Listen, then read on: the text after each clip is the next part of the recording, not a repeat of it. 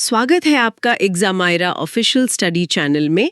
आज हम गणित शिक्षा शास्त्र मतलब मैथ्स पेडागोजी के उन हिस्सों की गहराई में उतर रहे हैं जहां से सीटेट और दूसरे टीचिंग एग्जाम्स में सवाल बनते ही बनते हैं।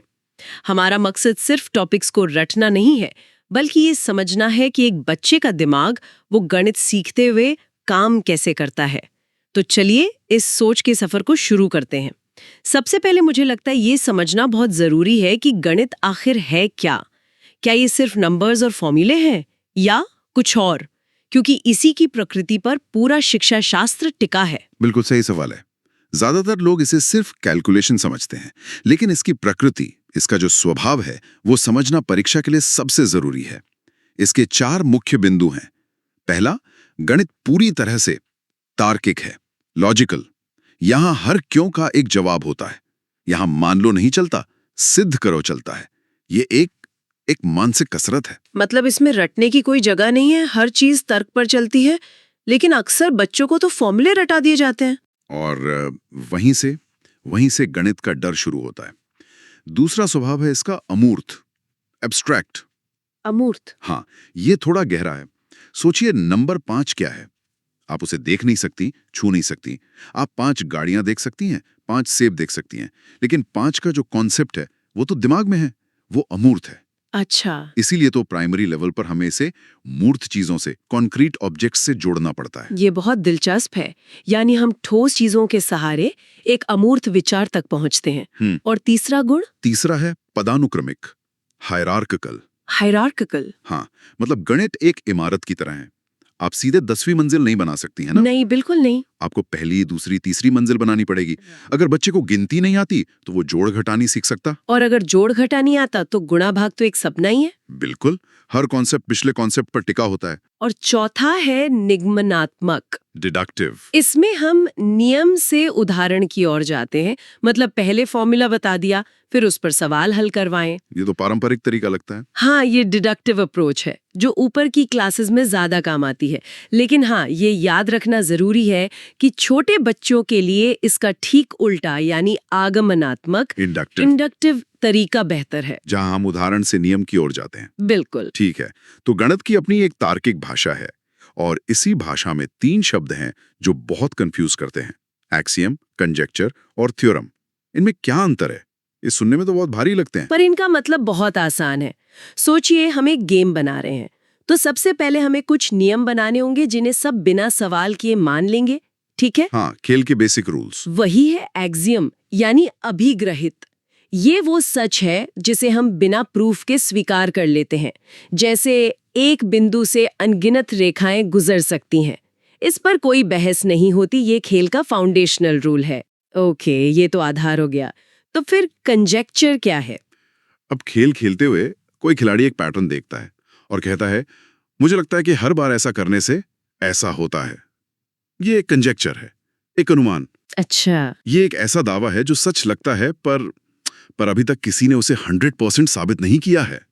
गणित की दुनिया में कई कंजेक्चर हैं जिन पर सदियों से काम चल रहा है। और जब वो साबित हो जाता है तब? जब उस कंजेक्चर को एक मजबूत, अकाट्य सबूत मतलब प्रूफ मिल जाता है, तो वो प्रमोशन पाकर बन जाता है थ्योरम, प्रमेय। अरे वाह! तो एग्जाम के लिए एक सीधा फॉर्मूला है: conjecture plus proof equals theorem. Conjecture plus proof equals theorem. ये शानदार तरीका है इसे समझने का। चलिए अब बच्चे के दिमाग में उतरते हैं। ज्यामिति मतलब ज्योमेट्री को लेकर वैन हीले का सिद्धांत बहुत मशहूर है। हाँ, और एग्जाम में इसके लेवल का क्रम वो सीधा सीधा पूछा जाता है। वैन हीले ने बताया कि बच्चे ज्यामिति सीखते कैसे हैं। प्राइमरी स्तर पर 3 लेवल सबसे जरूरी हैं। लेवल 0 है चाक्षुषीकरण, विजुअलाइजेशन। इस लेवल पर बच्चा आकृतियों को सिर्फ उनकी शक्ल से पहचानता है, उनके गुणों से नहीं। मतलब उसके लिए समोसा एक त्रिभुज है क्योंकि वो वैसा दिखता है, और बिस्किट एक वर्ग है। बिल्कुल, एकदम सही पकड़ा आपने। ये बहुत मजेदार होता है। मेरा भतीजा एक बार सैंडविच खाने से मना कर रहा था। अच्छा। क्योंकि उसकी माँ ने उसे आयत की जगह त्रिभुज में काट दिया था। उसके लिए वो एक बिल्कुल अलग चीज बन गई थी। वो लेवल 0 पर था। उसे ये नहीं पता कि त्रिभुज में 3 भुजाएं होती हैं। वो बस दिखावट पर फोकस कर रहा था। ये तो कमाल का उदाहरण है। तो फिर वो अगले लेवल पर कैसे पहुंचता है? जब वो गुणों पर ध्यान देना शुरू करता है, तब वो आता है लेवल 1 पर, जिसे कहते हैं विश्लेषण, एनालिसिस। अब वो ये नहीं कहता कि ये एक वर्ग है क्योंकि ये बिस्किट जैसा दिखता है, बल्कि वो कहता है इसकी चारों भुजाएं बराबर हैं, इसलिए ये एक वर्ग है। अच्छा, अब वो प्रॉपर्टीज को पहचानने लगा है। करेक्ट। और लेवल 2 पर? लेवल 2 पर क्या होता है? लेवल 2 है अनौपचारिक निगमन, इनफॉर्मल डिडक्शन। यहां बच्चा आकृतियों के बीच रिश्ता बनाना सीख जाता है। ये एक बहुत बड़ा दिमागी उछाल है। अब वो समझ सकता है कि हर वर्ग एक आयत होता है, क्योंकि उसमें आयत के सारे गुण मौजूद हैं। मतलब 4 भुजाएं, 90 डिग्री के कोण, ये सब। हाँ, वो अब सिर्फ आकृतियों को नहीं, उनके संबंधों को देख रहा है। प्राइमरी लेवल पर ये 3 लेवल ही सबसे ज्यादा पूछे जाते हैं। तो वैन हीले हमें बताते हैं कि बच्चे ज्यामिति सोचते कैसे हैं। जब एक बार वो सोचना शुरू कर दें, तो किसी समस्या को हल करने का क्या कोई तय तरीका है? जॉर्ज पोलिया के 4 चरण यहीं पर आते हैं ना? एकदम। और परीक्षा में इनका सही क्रम लगाने का सवाल पक्का आता है। पोलिया ने प्रॉब्लम सॉल्विंग का एक साइकिल दिया। पहला कदम, समस्या को समझना, अंडरस्टैंड द प्रॉब्लम। ज्यादातर गलतियां तो यही होती हैं, हम सवाल ठीक से पढ़ते ही नहीं है। बिल्कुल, हम सीधा हल करने कूद पड़ते हैं। दूसरा कदम है योजना बनाना, डिवाइस अ प्लान। अब सोचना है कि इसे हल कैसे करें, कौन सा फॉर्मूला लगाएं, क्या कोई डायग्राम बना सकते हैं, क्या इसे छोटे हिस्सों में तोड़ सकते हैं? हाँ, ये सब प्लानिंग का हिस्सा है। तीसरा है योजना को लागू करना, कैरी आउट द प्लान। जो प्लान बनाया उसे अब अमल में लाना है। और चौथा चरण, जिसे हम सब अक्सर जल्दी में भूल जाते हैं। हाँ, और शायद सबसे महत्वपूर्ण चरण, पुनः जांच, लुक बैक या रिफ्लेक्ट। अपने उत्तर को दोबारा देखो। बिल्कुल। क्या ये जवाब सही लग रहा है? क्या इसे किसी और आसान तरीके से किया जा सकता था? ये चौथा कदम ही एक औसत छात्र और एक अच्छे छात्र के बीच का फर्क पैदा करता है। तो पोलिया ने हमें सोचने का एक फ्रेमवर्क दे दिया, लेकिन छोटे बच्चों के लिए ये सब थोड़ा ज्यादा सैद्धांतिक या बोरिंग हो सकता है। उन्हें खेल खेल में कैसे सिखाएं? मुझे लगता है जॉल्टन डीन का काम यहीं आता है। बिल्कुल सही कनेक्शन बनाया आपने। जॉल्टन डीन का मानना था कि गणित सीखना एक खेल होना चाहिए। उनके सिद्धांतों में पहला है डायनेमिक प्रिंसिपल, यानी गतिशील सिद्धांत। गतिशील सिद्धांत मतलब बच्चा एक्टिविटी और खेल कूद से सबसे अच्छा सीखता है, ना कि चुपचाप बैठकर सुनने से। उनका एक और सिद्धांत है परसेप्चुअल वेरिएबिलिटी। ये थोड़ा मुश्किल लगता है सुनने में। नहीं, इसका मतलब बहुत सीधा है। परसेप्चुअल वेरिएबिलिटी का मतलब है एक ही कॉन्सेप्ट को कई अलग अलग तरीकों और मटेरियल से सिखाना। अच्छा, एक ही चीज को अलग अलग तरह से दिखाना। हाँ, मान लीजिए आपको 3 का कॉन्सेप्ट सिखाना है। अगर आप सिर्फ 3 सेब दिखाकर सिखाएंगे, तो बच्चे के दिमाग में 3 का कॉन्सेप्ट सेब से जुड़ सकता है। इसलिए आप 3 पत्थर, 3 खिलौने, 3 उंगलियां, 3 किताबें, सब कुछ दिखाएंगे, ताकि बच्चा समझे कि 3 एक आइडिया है जो किसी भी चीज पर लागू हो सकता है। एग्जैक्टली। इसी तरह का एक और सिद्धांत है जो सिखाने के क्रम की बात करता है, ELPS।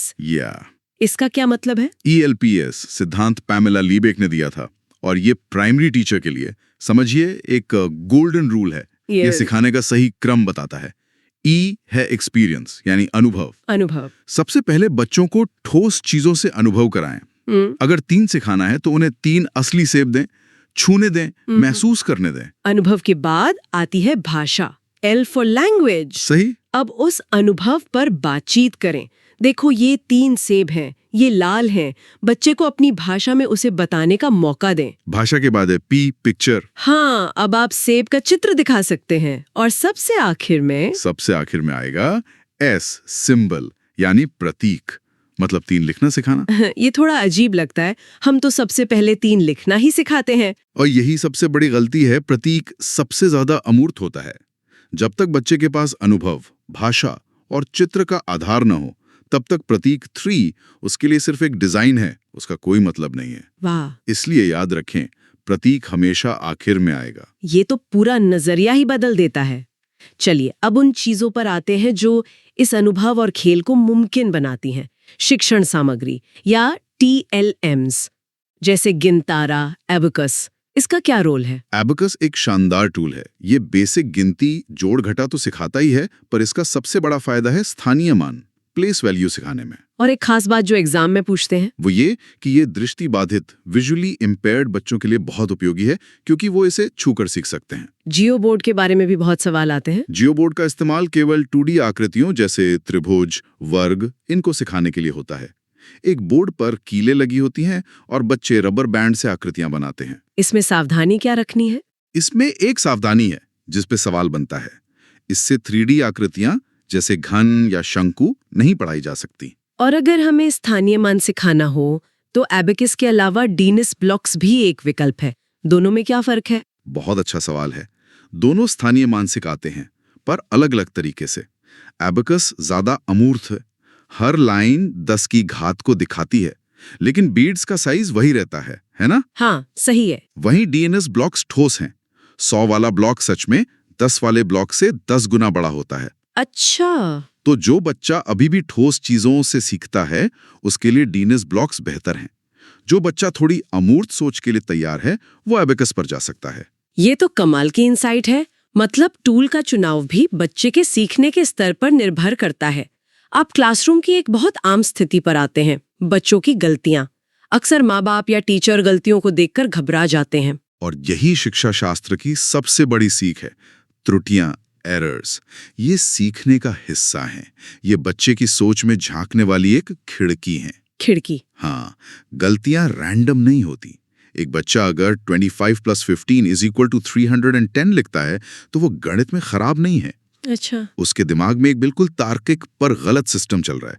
वो 2 + 1 = 3 और 5 + 5 = 10 को अलग अलग जोड़कर 7 लिख रहा है।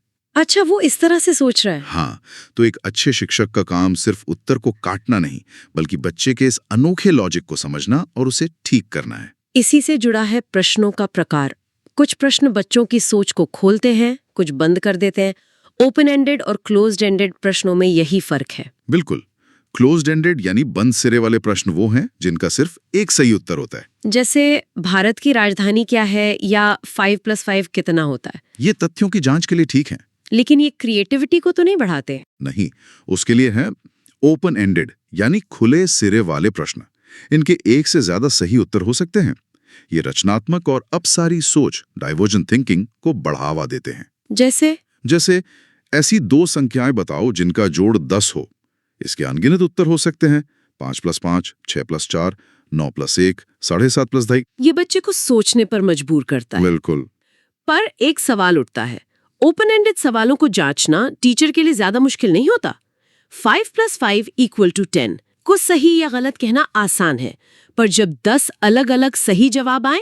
ये एक बहुत ही व्यवहारिक चुनौती है, और इसका जवाब है कि हमें अपना फोकस उत्तर से हटाकर प्रक्रिया पर लाना होगा।